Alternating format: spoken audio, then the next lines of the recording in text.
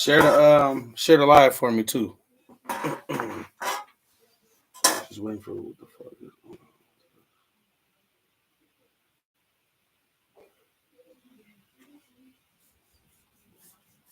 Just chilling, man.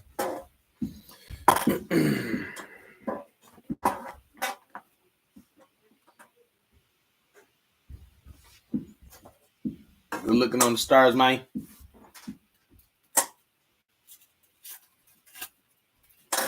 I'm also experimenting on YouTube Live. It's my first YouTube Live, so we'll see how that goes. Justin Newman, where you at, Brody?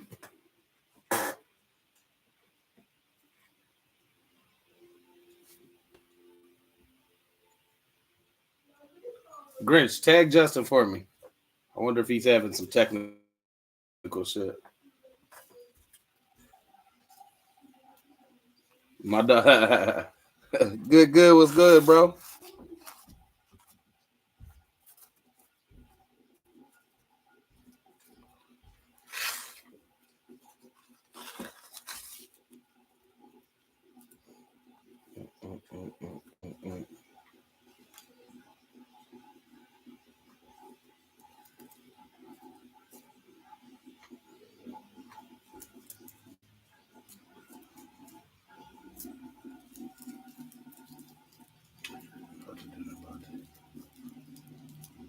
Appreciate you, bro, man. Look like y'all kids, y'all show too. I'm gonna check out the all the footage I seen later.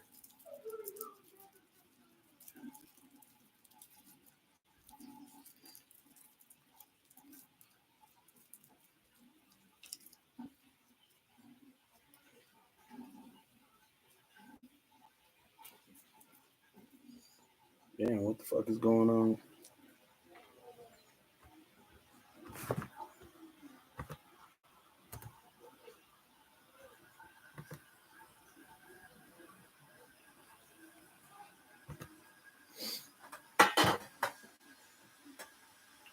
What's happening? What's happening? We ain't started yet. Trying to figure out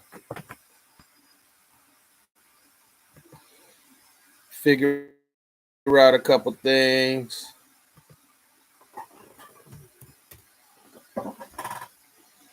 My dog Sky Exotic, bro. How that show go last night, bro? Yeah. Major Motion Boys.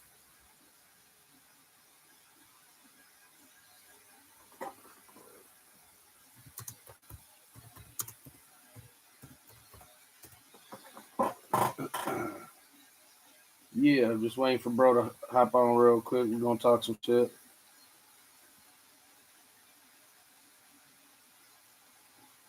There we go. There we go. Sydney's goat in the building, man. We smoking on the hot pack tonight.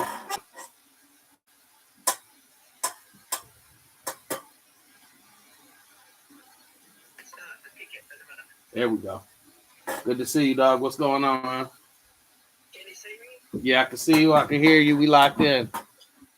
Let's get it. Let's go. Okay, so before we start this interview, I just wanted to say that On Point is Pontiac great, one of the GOATs. Big salute out to you for that, man. A very well-respected MC in the Michigan Pontiac, also now all over the world with a lot of with a lot of precise on-point delivery in his meaning, his bars, his story, everything in his music. So big shout out to you for that. I'm so blessed to have this interview tonight. Me too. The interruptions, because you're in Michigan, Pontiac, Dublin, Australia. Sometimes you have a few IT or Michigan, internet problems. I do apologise. Both from your end, I've seen a lot of the different things that you're doing, man, in the music industry. So big shout out to you for that. Congratulations. Appreciate it. Before we start, is there anything that you'd like to say to me or the public? Man, if you ain't on here, it ain't diamonds, man. You know what I mean? Like, it's a blessing to be here. Aiming for Greatness Reloaded just dropped June 11th. Me, you, and Grinch are cooking up some really cool stuff, man. I can't wait to show the world, man. I appreciate you having me. Awesome. Sydney's go. Thank you very much. Thank you very much for that. What On Point's trying to say is we have a lot of work coming on. We've got a few projects coming on as well. The guys have jumped on a lot of different features, a lot of different songs with us as well. From international exposure from Sydney to Michigan, Pontiac, as I did absolute greats, the goats. So big shout out to you guys for everything that you're doing with Wi-Fi Productions Sydney, the goat. Massive shout out, and I'm honoured and blessed to be with you guys on the project and to have known you guys as well. Okay, so we're going to talk a little bit about yourself first so the public can understand who you are a little bit, if that's okay. Yeah, for sure. All right, so On Point was born and raised in Michigan, Pontiac, is that correct? Yes, sir. Awesome. And I believe that your father was a drummer. You always wanted to be a drummer, but by the age of 10, you turned that all around and you wanted to become a hip-hop producer. So let's talk about that a little bit. Yeah. Let's do it. Okay, yeah. So, yeah, you nailed it on the head. It was about 8, 9, 10 around that age. Being a producer was more of my era type thing versus his era. You know what I mean? He was a drummer and shit. So, but I couldn't afford the equipment. The equipment for production was expensive. It's not readily available like it is nowadays. So, yeah, I started writing rhymes. Poetry, things like that, and I just found a love for that instead. So I just took it off from there. Okay, that's good news, man. So basically, I also want to talk about how you were a CEO, co-founder of Snap Mode Click since 2009 to present. Let's have a little bit of chat about what that means to you and how all that happened. Okay, so Snap Mode Click, yeah. When I first started doing music, I started doing music with my brother Fire and some later years Grinch, Snow, and we were fresh out of high school. You know what I mean? We were sneaking in clubs and performing with them and doing little mini tours and stuff. We did that for quite a few years. We did a lot of headlines. We opened up for like Dizzy Bone, Fat Joe, Big Herc, a lot of people. We were opened up for a lot of Young LA when he first popped off. Some things happened, some transitions happened, and me and my brother went our separate ways, and we started Snap Mode Click. That was like some people that was in our neighborhood. Two of them, Tech the General and Zarilla, were both producers. Me and Fire was both artists, and what was unique about us was every last one of us owned a studio.